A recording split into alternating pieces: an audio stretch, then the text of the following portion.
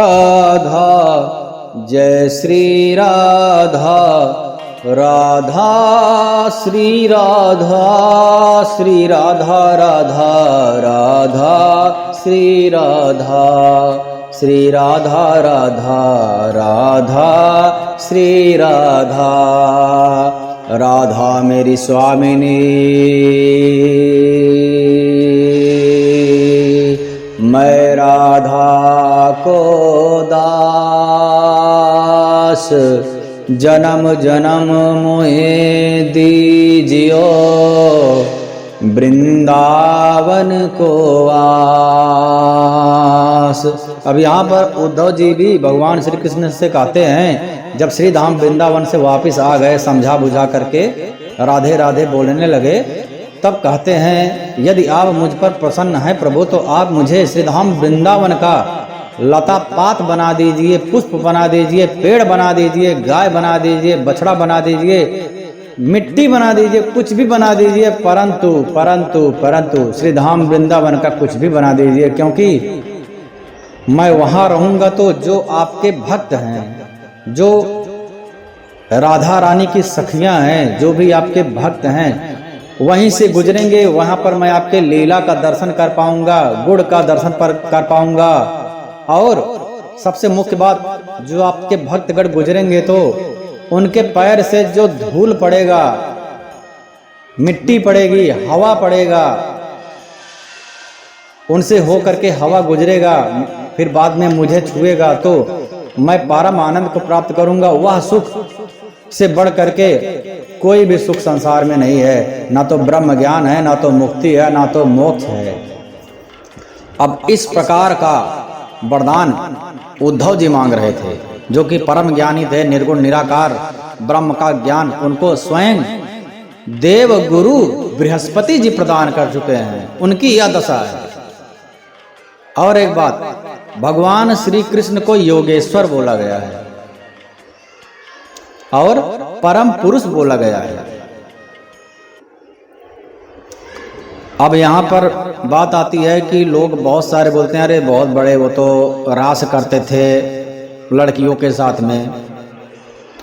अब अच्छा, ये जो लोग बोलने वाले होते हैं, उन लोगों को कुछ सवाल रहता है, अरे वो तो बहुत बड़े बेकार इंसान थे, वो कैसे भगवान हो गए?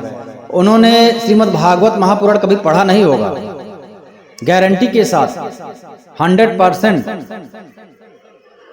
और दिखावा इस प्रकार से करते हैं जैसे कि परम ज्ञानी हैं। वेद व्यास जी के भी उनके भी 4 कदम आगे हैं।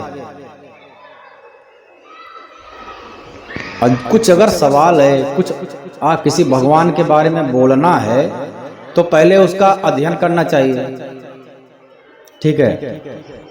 उसका अध्ययन करो, उसके भाव जो भी है गुरु बनाओ, गुरु से उसका अर्थ समझो। उसके बाद में यदि कोई प्रश्न आता है,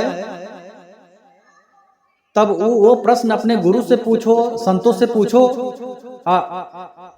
यदि कहीं निवारण नहीं मिल रहा है, फिर जाकर के मीडिया में और आजकल तमाम प्रकार के जो मीडिया है, वहां पर आप अपना डालो कमेंट, नहीं ये तो गलत चीज है, वो तो गलत चीज। और ये सब नहीं करने के बाद में डायरेक्ट आ जाएंगे परम ज्ञान का उपदेश देने की। कृष्ण तो रास करते थे, हम लोग भी रास करेंगे। हम लोग रास करते हैं तो मैं करूँ तो साला कैरेक्टर ढीला है, और भगवान श्री कृष्ण कहे तो रास लीला है। इतने इनको क्या बोलूँ, अब ये यहाँ पर उचित नहीं है, लेकिन जितना भी निम्न प्रकार का शब्द होता है उनके लिए, वही निम्न शब्द ही उचित है। अभी उनसे पूछा जाए, तुम कौन होते हो, तुमने पढ़ा है क्या? कुछ पढ़ा नहीं है तो तुम्हारी औकात क्या है कि तुम किसी के ऊपर इस तरीके से प्रश्न करने के लिए? तुमने पढ़ा है, तुम्हारे गुरु कहाँ है, कहाँ पे तुमने अध्ययन किया है? उसके बाद में बोलो। और किसी भी संप्रदाय के बारे में बोलने की औकात नहीं है, हिम्मत नहीं है। तो ऐसे लोगों को निश्चय ही जो भगवान तो दंड देंगे, जो देंगे ही, उनका जो है मृत्यु तक उनको बहुत ही प्रकार का कष्ट उनको निश्चय ही मिलने वाला है। ना तो उनको अंतिम क्षण तक, ना तो उनका पुत्र साथ देगा। पहली बात तो पुत्र होगा ही नहीं, उनको तो साथ क्या देगा? और ना तो उनको कोई रिश्तेदार साथ देंगे ना उनका शरीर साथ देगा। इस प्रकार से तड़प तड़प कर मरेंगे कि उनको आत्मज्ञान हो जाएगा। अब भगवान करा देंगे उनको कि क्या हूं मैं और क्या हो तुम। तो यहाँ पर छोटी सी बात इनको कहते हैं कि भगवान श्री कृष्ण परम योगेश्वर हैं। भागवत महापुराण में दिया गया है कि भगवान श्री कृष्ण ने जितना भी रास लीला किया है, भगवान श्री कृष्ण को क्या बोला गया है? भगवान श्री कृष्ण ने खुद कहा है कि मैं सारे प्राणियों के हृदय में निवास करता हूं, अर्थात किसी भी प्राणी के हृदय में क्या भाव चल रहा है, मन में क्या विचार चल रहा है, वह भी भगवान को ज्ञात है। ठीक है। अब बात आता है कि एक और बात इस पे हम लोग देख लेते हैं कि माखन चोर भगवान श्री कृष्ण बहुत ही बड़े नटखट थे। ठीक है। और जितनी भी गोपिकाएं थी सब परम ज्ञानी ऋषि थी। पिछले जन्म में त्रेता युग में सतयुग में बहुत बड़ी तपस्या किए हैं भगवान श्री कृष्ण श्रीधाम वृंदावन में आने के लिए, वहाँ के लता पात पशु पक्षी बनने के लिए, जैसे कि हम लोग पहले भी इस पर हम लोग बात कर चुके हैं कि उद्धव जी महाराज परम ज्ञानी लता पात वृक्ष बनना चाहते हैं। ऐसे ही परम ज्ञानी जो ऋषि हैं बहुत समय तक तपस्या करने के बाद में उनको वरदान स्वरूप मिला है कि जाओ तुम मेरे जो है लीला का गुणगान कर, लीला का दर्शन कर पाओगे, श्रीधाम वृंदावन में तुमको जन्म मिलेगा। एक बात, जितनी गोपिकाएं थी वह स्त्री थी ही नहीं, परम ज्ञानी थी। दूसरी बात, यदि आपका बेटा बैठा रहे घर पे, छोटा सा बच्चा हो 2 साल 3 साल 5 साल का, और बैठा रहे घर पे आराम से, जो भी बोलो वही करे, बेटा जाओ पानी लो, बेटा जाओ पढ़ाई करो, जैसा बोलो, जैसे एक शिष्टाचार वाला पुरुष करता है उस प्रकार से करे तो क्या आनंद आएगा। बच्चे को तो यही है, बेटा ये मत करो, बेटा वही करे, तब आनंद आता है। तो भगवान वही कर रहे थे। और एक बात, क्यों कर रहे थे? उनकी माँ यशोदा वैसा ही भाव करती थी अंदर से कि मेरा बेटा नटखट हो। तुरंत ही उस दिन भगवान श्री कृष्ण जो है तथास्तु, सबके हृदय में वही वास कर रहे हैं, तथास्तु। तो वैसा ही कहीं उधर भाग जाते, कभी उधर भाग जाते हैं, तो आनंद आ रहा है माता यशोदा को। एक बात। दूसरी बात, इतने सुंदर थे, अब उनकी उलाहना देने के लिए गोपिकाएं आती थी, और उलाहना दे, उनके दर्शन कैसे मिले? सारे गोपिकाओं के मन में यही भाव था कि भगवान श्री कृष्ण के दर्शन का कुछ कारण तो बने, तब तो हम लोग जाएं दर्शन करने के लिए। तो श्री अब किसी के भाव में ये आ गया, काश आज मेरे यहाँ पे माखन चोरी कर लेते तो मजा आ जाता। और यहाँ तक कि ऐसे भी लीला का गुणगान संतकर कहते हैं कि जैसे कुछ गोपिकाओं के यहाँ पर माखन चोरी कर लिए भगवान श्री कृष्ण, तो सारी गोपिकाएं मिल करके आ रही हैं यशोदा जी के यहाँ, तुम्हारा लाला तो मेरा सारा माखन चुरा लिया, खाया तो खाया, मटका भी फोड़ दिया, और इतना तो इतना, और जानवरों को, बंदरों को भी बुला करके खिला दिया, मतलब जो भी बचा था सब। अरे खुद खाता ठीक है। तो जो गोपिकाओं के घर में भगवान श्री कृष्ण नहीं गए थे माखन चोरी के लिए, अब वो लोग दुखी हैं। अरे आज कान्हा तो, आज तो लल्ला मेरे घर आया ही नहीं चोरी करने के लिए, मेरे घर आया ही नहीं। अब इस बात से दुखी है, काश मेरे भी घर आता। और लल्ला को क्या प्रसन्न है, माखन में मिश्री डाल करके। तो गोपिकाएं क्या करती है, माखन तो ऊपर टांग देती हैं और बगल में लठ रख देती हैं कि भगवान मेरा लल्ला आएगा चोरी करने तो लठ से माखन तोड़ देगा। और बगल में एक कटोरी में अच्छे से माखन और मिश्री डाल करके भी रख देंगी तो मेरे लल्ला को यही प्रसन्न है। तो ऐसे ही भाव होता था उन लोग का कि आएंगे लल्ला तो इस तरीके से चोरी करेंगे उनके लिए अलग से। तो जिस दिन जिस गोपिकाओं का भाव होता था भगवान श्री कृष्ण तथास्तु। क्योंकि यहाँ पर एक बात समझने वाली और है, गुरुजन बोलते हैं कि भगवान के मन नहीं है, बुद्धि नहीं है, उनको दुख नहीं होता है, सुख नहीं होता है। भगवान तो उसी को बोलते हैं ना, भगवान को किसी से, भगवान कारण है, कार्य का माध्यम है, माध्यम हम लोग को बनाते हैं, कार्य वही है, कारण भी वही है। अर्जुन को भगवान श्री कृष्ण ने कहा कि तुम एक माध्यम हो, तो हम लोग भी एक माध्यम है कार्य करने का, और कुछ भी नहीं है, करने कराने वाले भगवान ही हैं। तो एक बार क्या हुआ,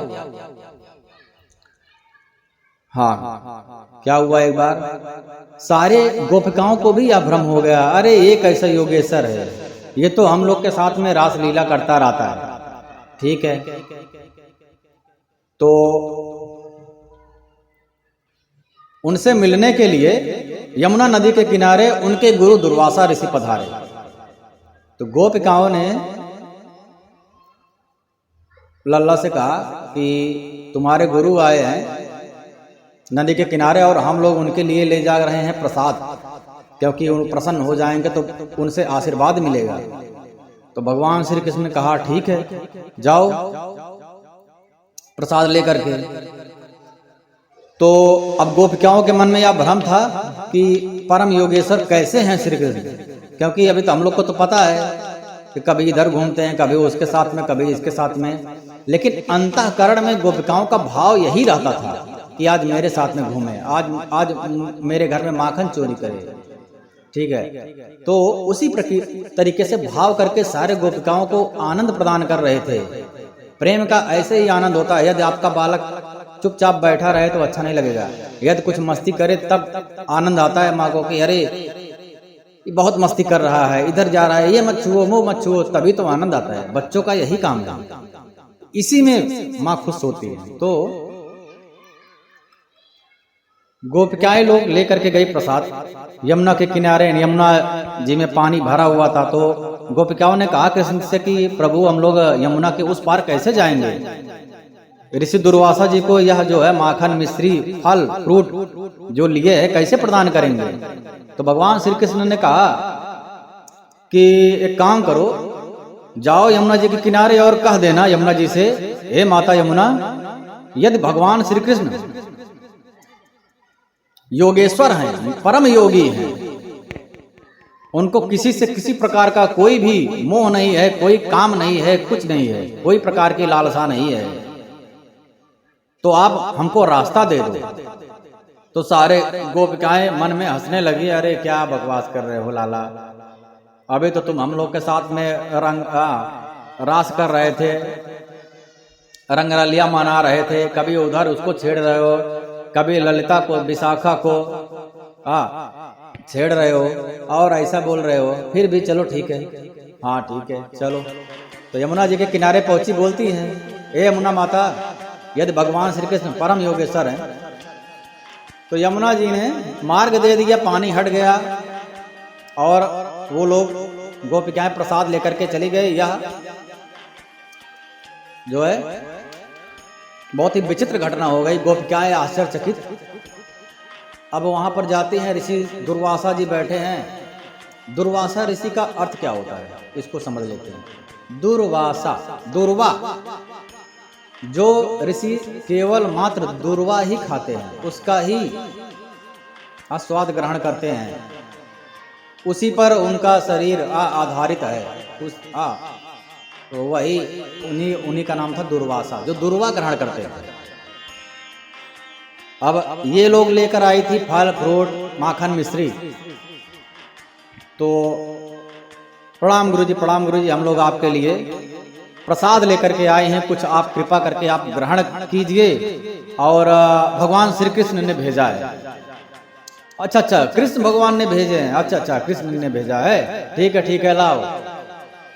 तो दुर्वासा गुरु ने अपना मुख बड़ा कर दिया, बोला मेरे मुख में सब लोग डाल दो।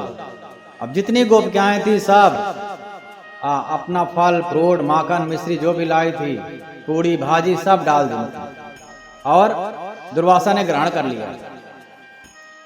फिर गोपिकाएं आश्चर्यचकित, अरे इनका तो चेला तो एक नंबर का झूठा, पता नहीं कैसे माता यमुना ने रास्ता दे दिया, और ये दुर्वासा ऋषि ये तो एक ही बार में सब खा लिए, और बोला जाता है कि ये मात्र दुर्वा खाते हैं। ये तो गुरु भी ऐसे चेला भी ऐसे, समझ में नहीं आ रहा है कि क्या चक्कर है।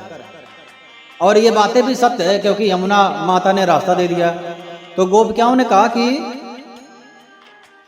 गुरुवर, हम लोग आने के समय तो कृष्ण भगवान ने हम लोग को बता दिया था मार्ग, किस प्रकार से रास्ता मिलेगा। और आप बताइए अब जाने के समय क्या किया जाए? जाने के समय में तो हमको मार्ग चाहिए। तो ऋषि दुर्वासा ने कहा कि बहुत ही साधारण है, जाओ यमुना माता जी को बोल देना कि यदि दुर्वासा ऋषि मात्र दुर्वा का ही आहार ग्रहण करते हैं और कोई भी वस्तु का स्वाद ग्रहण नहीं करते हैं तो माता हमको मार्ग दे दो। लो, ये और एक बहुत ही विचित्र घटना हो गई फिर से। सारी गोपिकाएं अब चुपचाप, कुछ हंस नहीं सकती, कुछ बोल नहीं सकती, क्योंकि दुर्वासा अति क्रोधी। शाप तो उनके जिह्वा के अग्रभाग पर रहता है, कुछ भी काम हो तो पहले शाप ही देते हैं दुर्वासा ऋषि। तो यमुना नदी के किनारे आए, यमुना जी से बोली कि यमुना माता, यदि दुर्वासा ऋषि मात्र केवल दुर्वा का ही आहार, दुर्वा का ही स्वाद ग्रहण करते हैं और कोई भी वस्तु का स्वाद ग्रहण नहीं करते हैं तो आप हमको मार्ग दे दीजिए।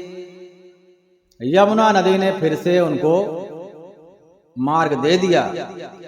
अब आश्चर्यचकित एकदम से दिमाग घूम रहा है सारी गोपिकाओं का, क्या चल रहा है, क्या प्रकृति का नियम है, भगवान गलत हैं कि हम गलत हैं। अब भगवान को इसलिए बोला जाता है, ये क्यों बताया जा रहा है, क्योंकि भगवान के बारे में प्रश्न नहीं करना चाहिए। हो सकता है हमको उस बात के बारे में ज्ञान ना हो, परंतु प्रश्न करो। और ये मीडिया पे आकर के कुछ अनुचित प्रकार के प्रश्न पूछो, ये नहीं है भगवान, वो नहीं है योगेश्वर, नहीं है राज करता है, तो ये सब चीजें बहुत ही गलत है। जो भी भगवान के बारे में ऐसा बोलता है वह इतने बड़े पाप का भागीदार होता है कि अब पता नहीं उसको क्या होगा उसके बारे में। फांसी तो बहुत छोटा चीज है, उसको इस तरीके से मुझे लगता है मिलेगा सजा कि वह मौत की भी भीख मांग सकता है, हे भगवान मुझे मौत दे दो। ठीक है, तो कभी भी मन में विकार नहीं लाना चाहिए। हो सकता है हमको ज्ञान ना हो, क्या हमको सब कुछ ज्ञान है, क्या हमको ज्ञान ना हो, ये हो सकता है, परंतु भगवान के बारे में कभी नहीं। क्योंकि आज हमने कुछ बोल दिया और बाद में किसी गुरुजी ने उसके बारे में उचित उत्तर बता दिया, तब क्या करेंगे? तब तो समस्या हो जाएगी ना। आपने तो कुछ अनुचित बोल चुके हो, तो दंड के भागीदार तो हो गए हो भगवान का अपराध करके। इसीलिए पहले पूर्ण तरीके से ज्ञान प्राप्त करना चाहिए। तो यमुना नदी ने मार्ग दे दिया, इसका मतलब है कि भगवान श्री कृष्ण परम योगेश्वर हैं। और ये जो लीला करते हैं सारी गोपिकाओं का जिस प्रकार से भाव बनता था, आज कृष्ण भगवान मेरे यहाँ माखन चोरी करने आएंगे तुरंत पहुंच जाते थे, ठीक है तथास्तु, अंतर्यामी है, उनको क्या समस्या है। तो भगवान श्री कृष्ण से गोपिकाएं पूछती हैं हाथ जोड़ करके, भगवान आप तो परम योगेश्वर हैं, यमुना नदी ने मार्ग दे दिया और आपके गुरु तो और बड़े योगेश्वर हैं, क्योंकि उन्होंने हमारे सामने ही फल फ्रूट माखन मिश्री पूरी भाजी सब कुछ खाए और बोलते हैं कि मैं दुर्वा के अलावा कुछ ग्रहण नहीं करता हूँ। अब यहाँ पर आ जाता है जो बहुत ही प्रसिद्ध संतगण बहुत कहते हैं, बहुत ही ज्यादा समझने वाली बात है, भाव का भूखा हूं मैं, भाव ही एक सार है, भाव से जो मुझको भजे उसका बेड़ा पार है, अन्न धन और वस्त्र भूषण। अच्छा, इसमें अन्न भी आ गया, जैसे गोपिकाएं लेकर के गई थी जो भी अन्न नहीं चाहिए, अन्न धन और वस्त्र भूषण कुछ भी नहीं चाहिए, सब कुछ न मुझको चाहिए, आप हो जाओ मेरा यह पूर्ण या सत्कार है, भाव का भूखा हूं मैं, भाव ही एक सार है, भाव से जो मुझको भजे उसका बेड़ा पार है। कहने का भाव यह है कि जो भी काम करो, दिखावा भगवान के यहाँ दिखावा नहीं चलता, भाव चलता है, मानसिक पूजा चलती है, दिल से जो पूजा होती है भगवान को। यदि सोना चांदी हीरा मोती जवाहरात अर्पित करो, भगवान खुश नहीं होंगे। ऐसा होता तो जितने भी अमीर लोग हैं सब के ऊपर भगवान कृपा कर देते और सबको वरदान दे देते। अक्सर देखा जाता है कि भगवान कृपा करते हैं गरीबों के ऊपर, क्योंकि गरीब तो अब पता नहीं एक पुष्प अर्पित कर पाता है कि नहीं कर पाता है, लेकिन उसका भाव, उसके अश्रु, उसके अंतर मन में, दिल में उसके भगवान के प्रति जो प्रेम है वही भगवान स्वीकार करते हैं, उसी से भगवान प्रसन्न होते हैं। शास्त्रों का ऐसा ही प्रमाण है। तो इसी प्रकार से दुर्वासा ऋषि ने जो भी खाया, परंतु उसमें भाव नहीं था, उसमें दुर्वासा ऋषि की रति नहीं थी, प्रेम नहीं था। उन्होंने समझा ही नहीं कि मेरे मुख में कुछ जा रहा है। उन्होंने तो गोपिकाओं का प्रेम स्वीकार किया बस। न तो फल का उनको स्वाद मिला, न तो पूरी भाजी का मिला, न तो और कोई माखन मिश्री का मिला। उनको जितना भी फल है सब दुर्वा के समान ही लग रहा है। होता है ना, कभी कभी हम शांति से बैठे रहते हैं, कुछ सोचते रहते हैं, और यदि कोई कुछ बोलता है तो हम बोलते हैं अरे फिर से बोलो, हमारा मन कहीं और था। तो उसके बारे में जैसे कुछ ध्यान ही नहीं था। अब उसने क्या बोला हमको समझ में नहीं आया। उसी प्रकार से दुर्वासा ऋषि का मन तो दुर्वा में था या फिर किसी भाव में थे, भगवान के प्रति प्रेम में थे, तो उन्होंने जो भी खाया उस पर उनका मन ही नहीं था। तो मतलब जीरो, उसका भाव ही नहीं लिखा गया। उनको कुछ स्वाद ही नहीं आया नमक मिर्ची मसाला का, मीठा का। उसी प्रकार से भगवान श्री कृष्ण सारी गोपिकाओं से प्रेम करते हैं, रास करते हैं उनके आनंद के लिए, क्योंकि भगवान के अंदर मन ही नहीं है तो उनको किसी प्रकार के प्रेम से क्या लेना देना है। परंतु भक्तगण गोपिकाएं उनको भगवान क्या बोलते हैं, भगवान को, भगवान जिस भाव से लोग उनको भजते हैं उसी भाव में भगवान उनको दर्शन देते हैं। तो गोपिकाएं उनको अपने पति, अपने स्वामी, अपने सखा के रूप में भज रहे हैं। तो जिस भाव में भज रहे हैं भगवान श्री कृष्ण उनको उसी भाव में भज रहे हैं। अब गोपिकाओं को लगता है कि मेरे प्रियतम के रूप में रहे भगवान श्री कृष्ण। तो भगवान श्री कृष्ण जैसे जैसे प्रियतम का भाव रहता है, जैसे प्रियतम जो कार्य करता है वही कार्य भगवान श्री कृष्ण गोपिकाओं के साथ कर रहे हैं, परंतु उनके आनंद के लिए कर रहे हैं, अपने आनंद के लिए नहीं कर रहे हैं। अब यहाँ पर एक बात और आती है, भगवान श्री कृष्ण इतने सुंदर थे, गाय चराने जा रहे थे लगभग 6-7 वर्ष के। तो अब सारे गोपिकाओं को तो यह भाव बनता था मेरे यहाँ चोरी करने आए, इसी बहाने मेरे घर में आएंगे, कुछ दर्शन तो हो जाएगा उनका, और हम लोग उलाना लेने जाएंगे तो और दर्शन होगा, वहां पर भी दर्शन होगा। बुलाओ कान्हा को, क्या तुमने माखन चोरी किया, तमाम प्रकार की बातें होंगी। तो वह जो वात्सल्य और प्रेम भरा जो लीला है, जो भाव है, उसका आनंद शब्दों में बयां नहीं किया जा सकता है। अब जैसे एक पिता एक पुत्र से लड़ाई करता है और पिता हार जाता है, पुत्र कहता है मैं जीत गया, तो पुत्र तो हार जाता है, लेकिन पुत्र को कितना आनंद मिलता है, पिता को कितना आनंद मिलता है, यह शब्दों का विषय ही नहीं है। वह बोलता है अरे हाँ तुम तो जीत गए, मैं तो हार गया, लगता है मैं कमजोर हो गया हूँ। पुत्र बहुत खुशी होता है, और पिता हार के भी परम जीत जाता है। उसको स्वाड़ी का विषय ही नहीं है। तो ऐसे ही यह विषय नहीं है, इसको शब्द में नहीं बयां किया जा सकता। इसलिए भागवत महापुराण सबसे अंत में लिखा गया, क्योंकि भागवत महापुराण को समझने के लिए, भगवान श्री कृष्ण की लीला को समझने के लिए, रास लीला को समझने के लिए उतने स्तर का श्रोता होना चाहिए। अभी जो इस बात पे भगवान कृष्ण के ऊपर कमेंट करते हैं, क्या उन्होंने सब पढ़ लिया? अग्नि पुराण, मत्स्य पुराण, शिव पुराण, नारद पुराण, विष्णु पुराण, ब्रह्म पुराण, सारा पुराण पढ़ लिया है क्या? पूछो तो एक श्लोक नहीं आएगा, निश्चय ही, गारंटी के साथ। और जिसने पढ़ा होगा वह कोई भी बात भगवान के बारे में बोल नहीं सकता, उनका सामर्थ्य नहीं है, बोल ही नहीं सकता है। तो एक बार क्या हुआ, सारी गोपिका, अब इसी प्रकार से एक दूसरा प्रकार का भाव एक बार भागवत महापुराण में वर्णन किया गया। एक बार गोपिकाओं को, सारी गोपिकाओं को उनके मन में यह भाव आता है कि भगवान श्री कृष्ण कितने सुंदर लगते हैं, क्या इस प्रकार के हमारा लाला नहीं हो सकता है क्या? भगवान श्री कृष्ण काश हमारे पुत्र होते तो बहुत ही अच्छा होता। और गोपिकाएं ही नहीं, यहाँ तक कि वहां के गाय भी सोच रहे हैं काश ये मेरा पुत्र, मेरा बछड़ा होता तो कुछ बात ही अलग होती। अब सोचिए, जानवर भी सोच रहे हैं, क्योंकि इतने सुंदर हैं कि उनको तो सब परम स्नेह कर रहे हैं। जानवर भी कर रहे हैं, गोपिकाएं भी कर रही हैं। उन्हीं के भाव देख करके भगवान श्री कृष्ण ने लीला रच दिया। लीला का यह हुआ कि ब्रह्मा जी को संशय हो गया, संशय आत्मा विनश्यति। जैसे ही संशय हुआ, अरे ये बालक जो है ये ब्रह्म नहीं हो सकता है, क्योंकि ये तो ऐसे ही बाल ग्वालों के साथ में बैठ करके उनका जूठन खा रहा है। अब उसका क्या हुआ परिणाम कि उन्होंने सारे बाल ग्वालों को, गायों को, बछड़ों को, सब कुछ उठा करके आप धरती से ब्रह्मलोक में लेकर के गए। भगवान श्री कृष्ण ने क्या किया, खुद ही सारे ग्वाल बाल बन गए, सारे बछड़े बन गए, बंदर बन गए, जितने भी थे सब अपने आप ही बन गए। और एक वर्ष तक सबको जो उन लोगों के मन में भाव था, अब वही भगवान श्री कृष्ण ने उनकी इच्छा पूरी कर रहे हैं। क्योंकि जितने भी गोपियाएं थे, जितने भी बंदर जानवर थे, सब पूर्व जन्म के बहुत ही बड़े तपस्वी ज्ञानी ऋषि मुनि थे। भगवान श्री कृष्ण ने एक वर्ष तक खुद ही बंदर, गाय, भैंस जो भी था बछड़ा बन करके सबको आनंद प्रदान किए। उसके बाद में ब्रह्मा जी को फिर से भान हुआ और ब्रह्मा जी माफी मांगने के लिए आए भगवान श्री कृष्ण से।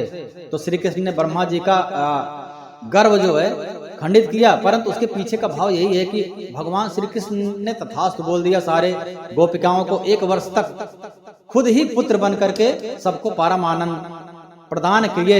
यह भी एक गोपिकाओं के भाव को उन्होंने सार्थक किया। तो कहने का पूरा ही भगवान श्री कृष्ण जो है जैसी गोपिकाएं भाव करती थी, उसी प्रकार से भगवान श्री कृष्ण जो है उनको आनंद प्रदान करते थे। यह है। अब ऐसा नहीं है कि उनके मन में कोई भी क्षोभ नहीं था, क्योंकि एक बार भगवान श्री कृष्ण अगर श्री धाम वृंदावन को छोड़ दिए तो अपने दूसरा जो कार्य था उनका राक्षसों के विनाश का, वह कार्य के लिए चले गए, फिर दोबारा पीछे मुड़ करके नहीं देखे। इसका भी प्रमाण है कि भगवान श्री कृष्ण का किसी से कोई भी लगाव नहीं है, परंतु अपने भक्त जैसा भाव रखते हैं उसी प्रकार से भगवान उनको भाव के अनुसार ही उसी प्रकार से दर्शन देते हैं। कोई पुत्र रूप में प्राप्त करना चाहता है, कोई पिता रूप में, कोई सखा रूप में, कोई मित्र रूप में, कोई स्वामी रूप में और कोई पति रूप में। तो हर प्रकार से सबको सुख प्रदान कर रहे हैं। ऐसा ये सत्य बात है इसके पीछे की। राधे कृष्णा।